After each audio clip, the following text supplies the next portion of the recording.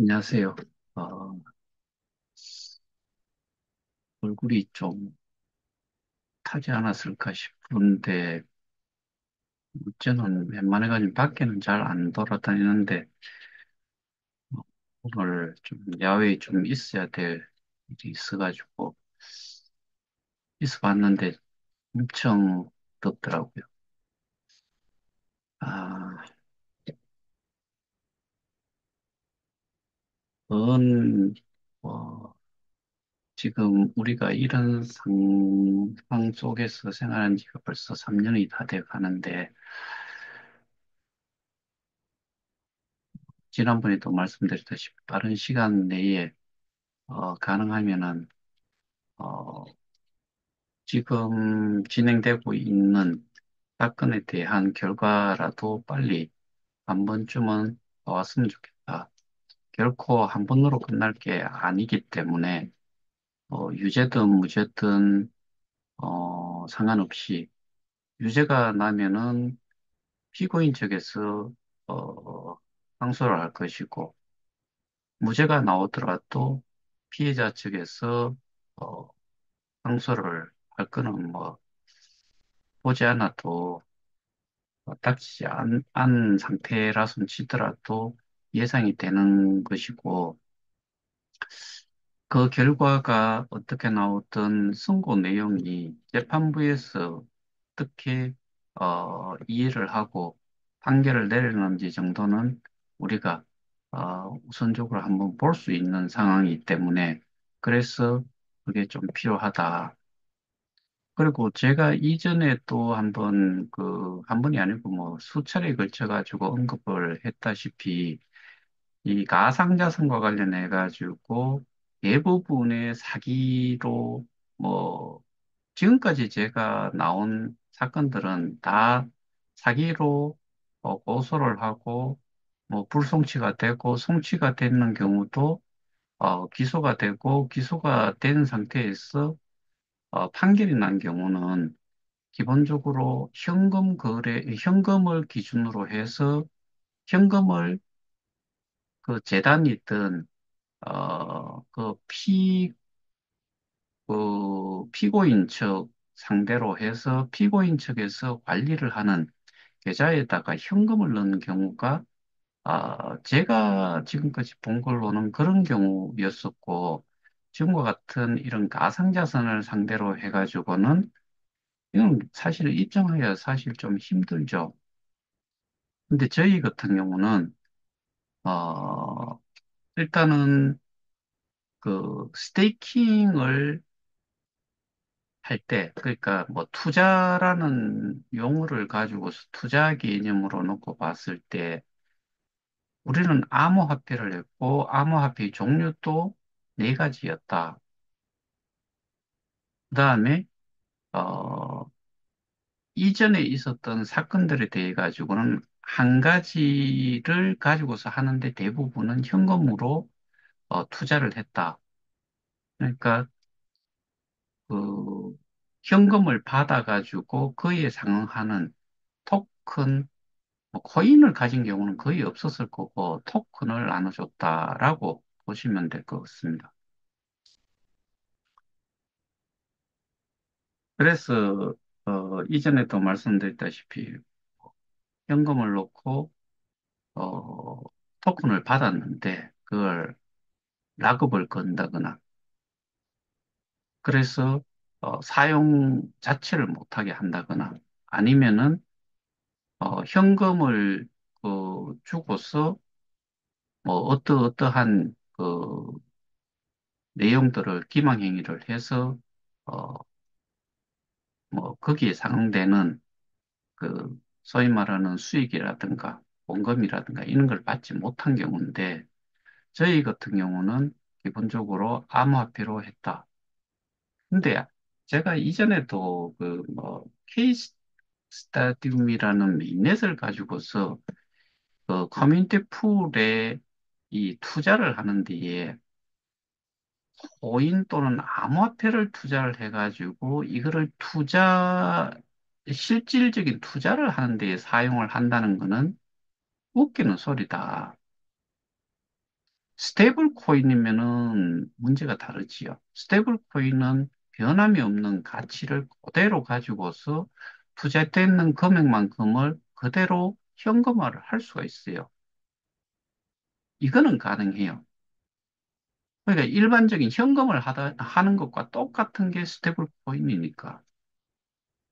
그런데 커뮤니티 풀로 자산 이전을 할 때 이거를 KOK를 자산 이전을 하는 거잖아요. 그걸 투자금으로 보고 투자를 받을 만한 쪽과 컨택을 하고 사업성이 있다라고 생각을 하는데 거기서 자체적으로 자금이 부족하니까 이 투자되는 암호화폐 결국에는 그러니까 아주 간단하게 생각을 해봐도 이 돈이 필요한 쪽에는 현금이 필요하다는 이야기지 코인이 그러니까 암호화폐가 필요하다는 게 아니잖아요. 그러면은 코인 투자를 했으면은 코인은 반드시 매도가 되고 그걸 매도되는 상황에서 그 내한테 주어진 뭐 투자 회사라고 하면 투자 회사에서 투자용으로 받았던 암호화폐를 매도를 하지 않으면은 현금이 돌 수가 없어요. 뭐 말로는 이거를 담보로 맡기고 다른 거를 받아가지고 뭐 한다라고 하는데 그게 KOK 같은 이런 토큰을 받아가지고 거기서 코인이라고는 뭐 지금은 케이스타로 바뀌었지만은 그걸 받아 누가 그걸 담보로 해가지고 어 다른 코인을 또는 다른 암호화폐를 빌려주겠어요. 투자를 한다는 이야기는 돈이 한두 푼 한다는 것도 아니고 최소 단위가 수억 원이라고 하더라도 지금 같은 상황에서 뭐 지금은 뭔 일이 있어서 그런지는 모르겠는데 뭐 이 자체의 가치 가격의 그 가치 자체도 별 의미는 없지만은 지금 K스타라는 게 0.00064예요. 이게 그 전에 통상적으로 0.0001 얼마 정도 됐어요. 근데 지금은 0.00064니까 거의 한 3배, 4배 가까이 올랐어요. 오르면 뭐예요? 0.00064 이거를 어떠한 투자금을 만들기 위해서 K스타를 가지고서 개수를 준다고 했을 때 도대체 몇 개가 나와야지 그 투자금을 뭐 소위 말해서 어 1억 원이라고 했을 때 환율을 1,000원이라고 하면은 10만 불이 필요한 거죠. 10만 불이 필요할 때 소수점이 네 자리니까 0을 어, 네 자리를 그 그러니까 수억 개가 돼야지 아마 그 10만 불이라는 돈을 맞출 수가 있을 거예요. 그러면은 수천 개든 수만 개든 그렇게 나와야 되는데 나와오는 순간 지금 거래 수량이 몇 개인지 한번 보시면 아실 거예요. 그럼 그 수량 대비해 가지고 가격은 더 어, 끝도 없이 더 추락을 할 것이고 이런 게 불가능하다는 거죠. 상식적으로. 그런데도 불구하고 그거를 투자금으로 그것도 액면가, 그 액면가라고 제가 말씀드리는 거는 플랫폼 가격 기준 7달러를 기준으로 해가지고 넘겨놓은 거고 넘겨놓은 걸 가지고서 제가 그 당시에 한 4, 5억 개 정도가 됐을 때 한 5억 개 좀 넘겠네.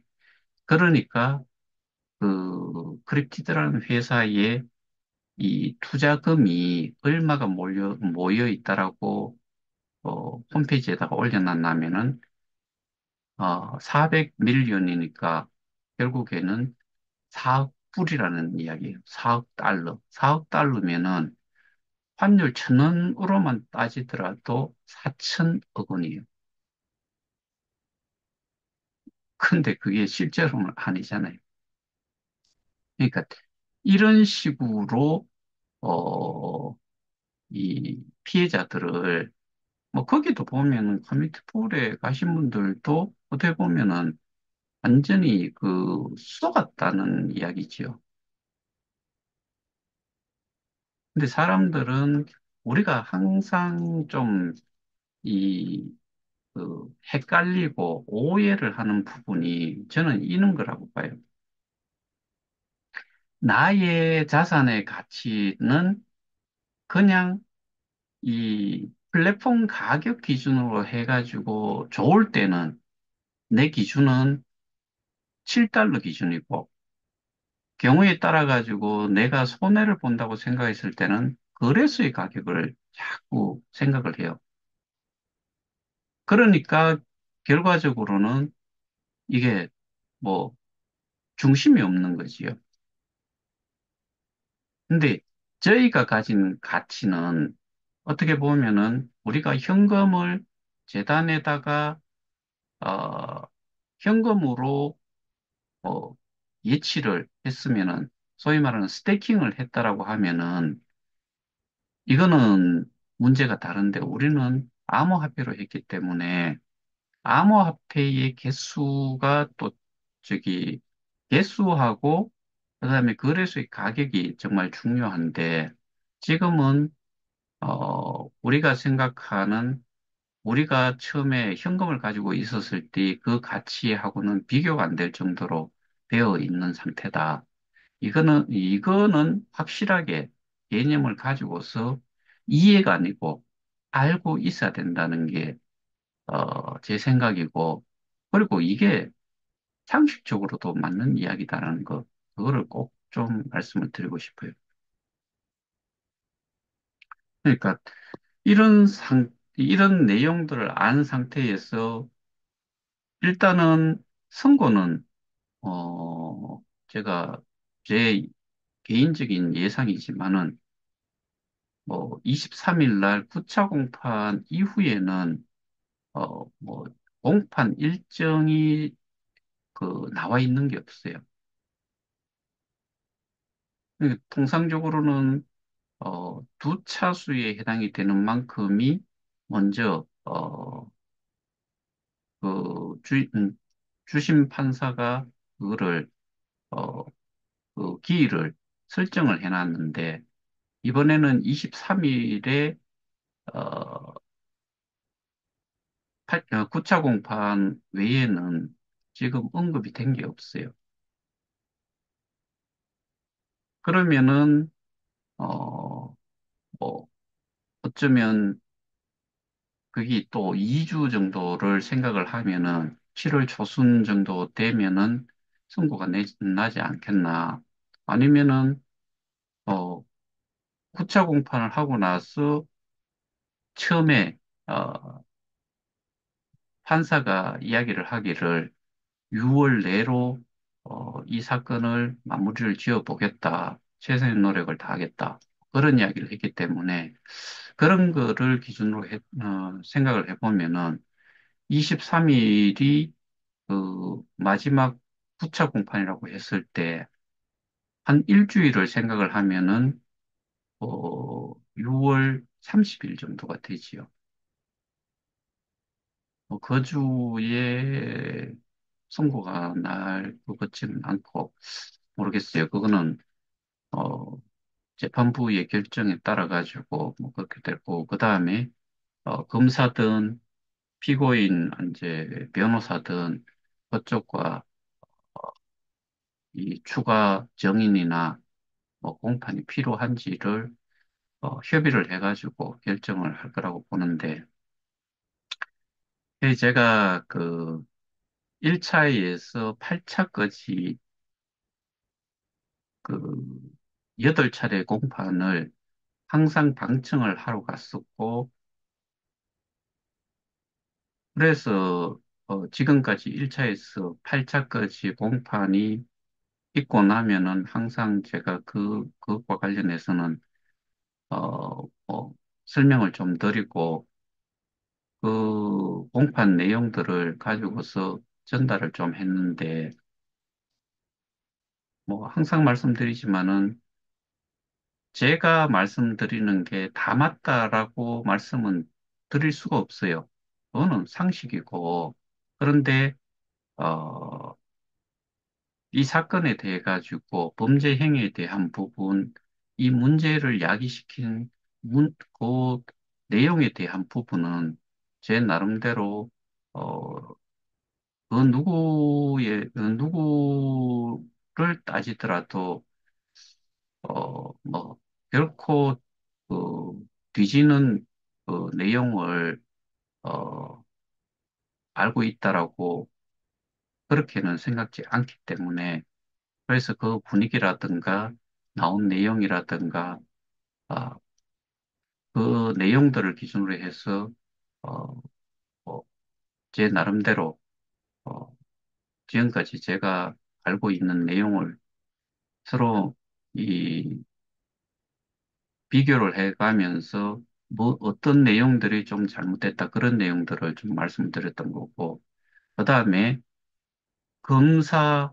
그다음에 이제 판사, 뭐 피고인 변호사 이런 쪽에서 주고받는 내용들 속에서 말도 안 되는 소리, 특히 저는 확실하게 꼽고 있는 부분은 원금이 현금이냐 아니냐에 대한 부분, 그 다음에 원금 보장에 대한 부분, 그 다음에 어, 8차에 걸쳐서 주고받는 그 법정에서 나온 내용들 중에서는 스태킹에 대한 부분 자체도 좀 이해를 못하는 어, 게 있고 그 채굴이라는 것 자체를 쓰지를 말아야 된다는 게 실질적으로 제가 드리는 말씀이었고 그 다음에 이 대법원 판결 내용에서도 제가 그걸 인용을 해서 설명을 좀 드렸다시피 이거는 사무를 처리하는 자냐 아니냐를 되게 따졌잖아요. 그러면 사무를 처리하는 자에 해당이 되냐 안 되냐를 가지고서 지금 1차에서 특히나 뭐 지난 8차 공판에서 김동우, 최영규 이런 사람들을 상대로 이 그 신문을 하는 내용, 그 내용에서 이미 그거에 관련되는 내용들을 위주로 이야기를 했고, 그 다음에 뭐, 피고인 측 변호인은 기본적으로 뭘 이야기를 하고 싶어 했는지에 대해서도 제가 말씀드렸어요. 소위 말해서 운영사라는 역할은 했는데, 그 운영사의 역할이라는 게 콘텐츠, 소싱, 그 다음에 기술적인 이제 협조, 뭐 그런 역할 정도만 했고 이 그 정책과 관련된 내용들 이런 것들은 전혀 하지 않았다는 것을 집중적으로 주장을 하기 위해서 그렇게 그 내용을 가지고서 정인들하고 정인들한테 거기에 대한 정인의 의견을 듣고 있었어요. 근데 정인도 어떻게 보면은 김동무라는 사람은 지금 그 내용을 진술한 내용을 정언한 내용을 이렇게 보면은 2023년 10월까지 그 미디움에 근무를 했었고 그 이후에는 근무를 안 했다는 걸로 지금 이야기를 하고 있는 거죠. 그럼 그 사이에 있었던 이야기를 내용을 가지고서 근데 또 그 사람은 실무적인 일은 또 하지 않았다라고 이야기를 하고 있어요. 그러니까 그러니까 이제 피고인 변호인은 재판을 하는 판사들한테 그걸 어필을 하고 싶었던 거지요. 이 피고인이 그다음에 미디움이라는 회사가 깊숙이 관여를 한 게 아니다. 이거를 이야기하고 싶었던 거고, 최영규 씨가, 최영규 씨 같은 경우도 실제로, 어, 저는 그 사람 말이 좀 맞다라고 생각이 되는 게, 항상 이 사람은 주변인이었다. 코어가 아니었다. 핵심 멤버가 아니었다라고 느껴져요. 창립 멤버에 속해 있었지만은 그때도 그 다음에 특히나 3기 재단 이사장, 3기 재단 이사장이 되기 전 1년간 이 역시도 마찬가지로 어떻게 보면은 주변인, 주변인이었고 KOK를 하는 사람들이 특히나 그 고레벨의 이 고레벨에 있던 사람들이 최영규라는 사람을 엄청나게 띄워놓은 거죠. 그러다 보니까 그 사람이 할 수 있는 역할, 그 다음에 뭐 상시 근무도 하지 않았다. 상근이라고 하죠. 그런 것도 아니었다. 뭐, 임원 회의도 100% 그러니까 상근을 하지 않을 정도니까 이 내부적으로 회의를 하는 회의를 하는데도 참여를 잘 하지 못했다. 그러면 어떤 사람들이 그 키맨으로서 역할을 했을까? 백스에 나와 있던 사람들이죠. 거기에 보면은 경영진이라고 해가지고 5명이 있고 최영기 포함하면은 6명이 있었던 거죠. 그 사람들이 전부 다 미디움의 그 대표이사, 나머지 4명은 어, 부사장, 그다음에 최영규 씨는 CA 이렇게 있었던 거죠. 그리고 최영규 씨는 자기가 아무리 그런 상황이라손 치더라도 자기가 재단 이사장이고 재단 이사장으로서 역할을 하기 위해서 베네피시어리로 등록을 하는 부분 또는 자산과 이 정책과 관련된 부분 이런 것들에 대한 업무 인수 인계까지 요구를 했는데 하지 않았다. 전혀. 그 다음에 공지사항의 KOK 플레이 앱에 우리가 사용하는 그 앱 속에 있는 공지사항, 공지사항을 누가 했느냐? 이게 정말 중요한데, KOK 파운데이션이라는 이름으로 나와 있다손 치더라도, 그거는 KOK 파운데이션, 즉, 재단의 이름으로 나왔을 뿐, 재단에서 실제로 올려놓은 게 아니다.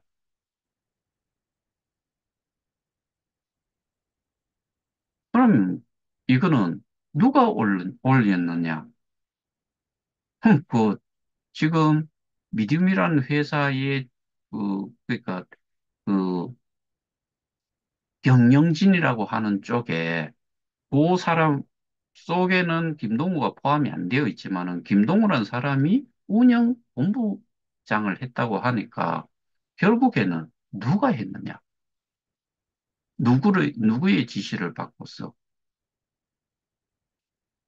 그럼 결국에 제가 다시 돌아가서 대법원 그 판례 그 내용을 인용을 해서 설명을 드렸듯이 심지어 오입금을 받은 자가 어, 이거를 자기 다른 그 받았는 그 주소에 들어와 있던 거를 두 군데로 나눠 가지고 비트코인을 어, 분산을 시켜 가지고 소유를 하고서 그거를 돌려주지 않았다. 거기에 대해서 1심과 2심에서는 배임으로 유죄를 선고를 했고 3심 대법원에서는 똑같은 내용에서 이 오입금을 받은 사람이 사무를 처리하는 자에 해당이 되지 않는다. 이것 때문에 이거는 부당 이득에 대한 그 반환을 할 의무는 있으되 민사적으로는 있으되 형사적으로는 없다라고 판결을 내린 거잖아요. 그러면 거기에서 사무를 처리하는 자가 맞냐 안 맞냐면 확인이 되면은 거기에다가 이 지갑을 그 사람 그 오입금 받은 사람이 오입금 되는 금액 자체가 그 자기가 가지고 있던 그 주소로 들어왔기 때문에 그래서 보관자의 역할은 있는데 사물을 처리하는 자의 역할이 없기 때문에 이거는 배임이 아니고 민사적으로만 해당이 된다. 이렇게 판결을 내린 거잖아요.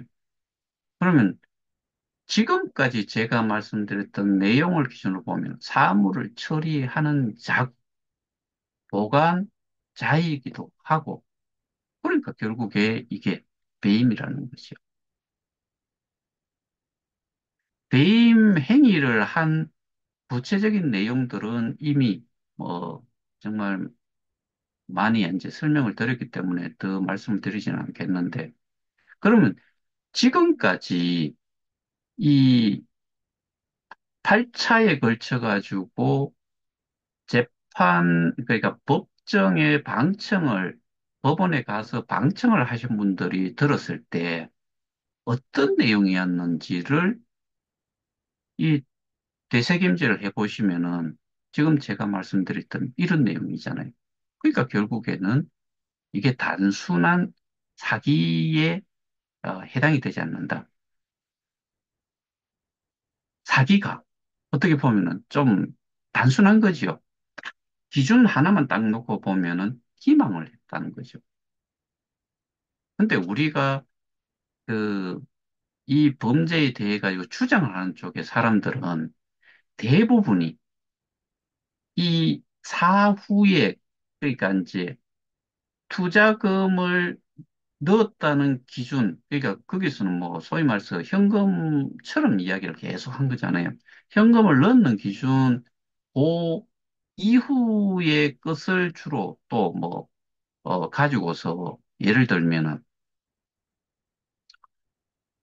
그 디지털 조선인가? 거기도 마찬가지고, 뭐 어떤 그 대상을 받았는데, 그거는 거의 이 그 개인이 뭐 그쪽 식으로 이야기를 하시면 투자를 한 이후의 이야기예요. 이후의 거짓말들은 이 사기에 저촉이 되지 않는다는 게 법조인들의 이야기예요. 중요한 거는 시점이 돈 넣는 시점, 그 돈 넣기까지 어떠한 거짓말, 기망을 하면서 돈을 넣도록 했는지, 그러니까 그 피해 금액을 언제 넣게 했는지, 이게 중요한 거기 때문에. 그래서, 어, 어쨌든 저는 빠른 시간 내에, 선고가 일단은 유죄도 좋고 무죄도 좋으니까 일단은 났으면 좋겠다. 빨리, 가능한 한 빨리. 그리고 요즘 제가 확인은 안 됐는데, 뭐 몇몇 분들이 그런 이야기를 해요. 그 피고인이 이미 석방이 됐다. 뭐 그런 이야기도 나돌고 있어요. 근데 그거는 저도 확인이 안 돼서 모르겠고. 근데 지금은 석방이 되고 안 되고의 문제가 아니고 뭐 결국에는 이 재판 중에 이 범죄 행위에 대한 부분을 명확하게 증명을 하고 설명을 하고 그러니까 객관적으로 누구나 판단을 했을 때 그 기록물을 어 기록물에 그 준해서 그런 객관적인 설명이 돼야지만이, 그래야지만이 이 범죄 행위를 입증을 할 수 있는 것이 되는데, 그래서 저는 일단은 왈가왈부가 너무 많고, 그 왈가왈부 하는데, 이 알고 있는 정도가 그쪽에도 소수의 사람들은 그 일반 피해자들에 비해서는 좀 더 알고는 있었대. 그런데 거기에서 주장하는 내용 자체도 좀 잘못된 부분이 있지만은, 그러니까 이 범죄 사실에 대한 부분에 대해서 그 일반 피해자들은 내가 듣고 싶은 정도, 뭐 핵심 키워드가 있으면은 그 키워드 정도만 거의 예를 들어서 현금으로 내가 어, 원금을 받을 수 있다, 배상을 받을 수 있다. 그 다음에 사기로 그냥 그 유죄 선고가 날 것이다. 그 다음에 배상 명령 신청을 하면은 민사까지 가지 않고 돈을 받을 수 있을 것이다. 어떤 사람들은 1심만 끝나고 나면은 1심에서 유죄가 선고가 나고 나면은 바로 원금을 받을 수 있을 것이다.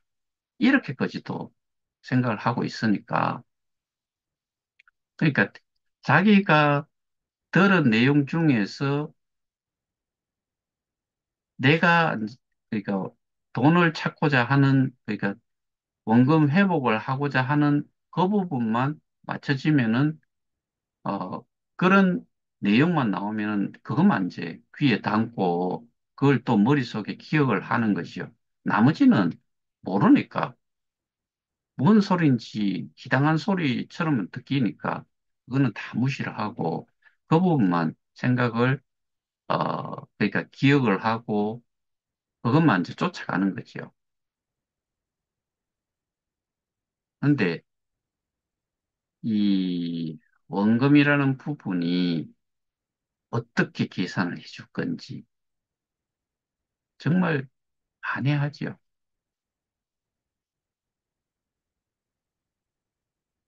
범죄 일람표에 나와 있는 금액이 그때 들어가는 이 가격이 그 당시에는 얼마였었는데 지금 얼마로 떨어졌거나 올라갔을 때 당연히 개수로만 계산이 되면은 올라갔든 내려갔든 거기에 준해가지고 받는 거잖아요. 근데 그런 생각을 전혀 하지 않아요. 나는 얼마를 넣고 내 지갑에 얼마라고 적혀 있었으니까 내가 받을 수 있는 그 원금은 거기 US 달러로 적혀 있던 그 금액이다. 이렇게들 생각을 하고 있겠죠.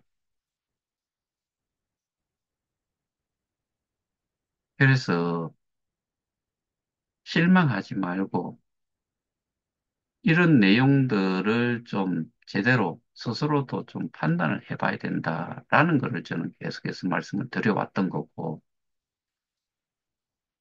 일단, 어, 오늘 간단하게 또 조금 이 전체적인 거를 조금 설명을 좀 드렸는데, 이런 부분들을 잘 들어보시고 스스로도 판단을 좀 하실 수 있어야 돼요. 그렇지 않으면은 소위 말해서 피눈물 흘리고 이전에 실망이 요만큼이었다 그러면은 지금은 새롭게 실망을 하게 되면은 그거보다는 훨씬 더 크고 소위 말해서 데미지가 훨씬 크게 올 거다.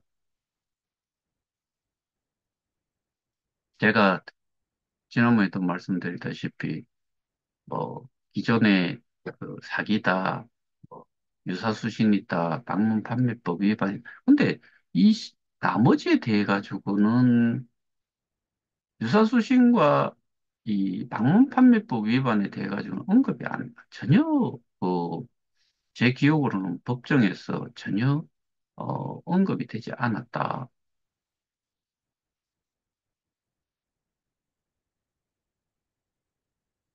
그래서 여러분들도 뭐 특히나 이 법정에 방청을 하신 분들은 그래도 좀 자주 했는 사람들은 제가 했는 이야기를 좀 더 쉽게 이해도 하실 수 있을 거고 생각의 차이도 있을 수 있는데 그래서 어, 몇몇 분들은 뭐 이제는 자기가 아니고 배임으로 진행을 해야 된다라고까지도 이야기들을 하고 있다고 하니까 각자가 판단할 문제고 내용 참조하시고 개인적인 판단도 좀 해보시기를 바랍니다. 오늘은 여기서 마치겠습니다. 감사합니다.